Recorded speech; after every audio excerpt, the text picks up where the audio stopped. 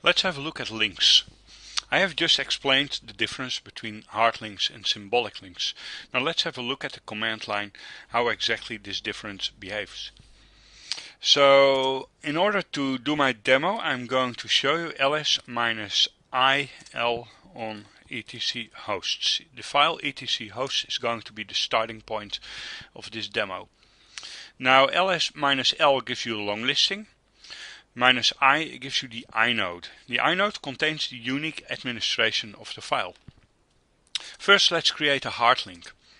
In a hard link, you just type ln followed by the source file, which is the original file that you want to link to, and then the destination file. In this case is computers. Now if I'm doing ls-il etc hosts and computers to see the properties of both, then you can see that it's marked in blue, which is a bash way of indicating that it's a link. You can see the link counter that is set to 2, and you can see the inode that is exactly the same for both files. As I explained earlier, a hard link is just like a secondary name that you add to the same file. So there is no difference between the original file and the link that you have created. Now let's do a symbolic link as well. In order to do that, you do ln-s source file destination file.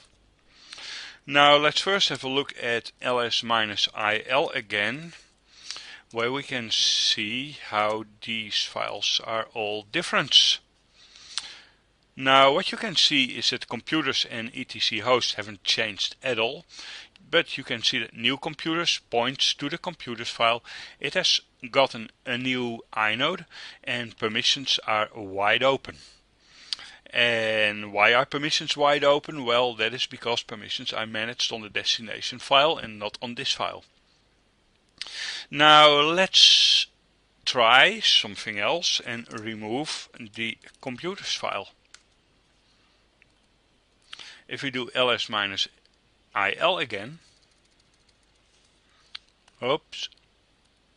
if we do ls-il again, now on the two remaining files, then you can see that there's a problem with new computers. It has turned black with red letters. And if you try to see the contents of new computers, which as an entry in the current directory still exists, well, we still get a no such file or directory. That is because the computers file doesn't exist anymore. Now, now let's try something else. In order to do that, I want to be a normal user.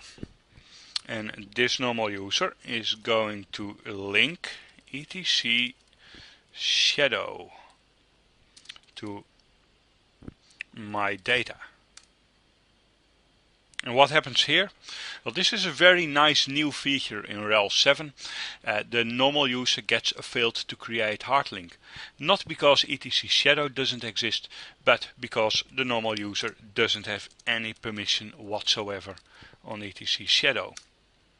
As you can see, no one has permissions on etc shadow, and that is because the hashed passwords are stored in the etc shadow file. This is a new security feature in RHEL 7.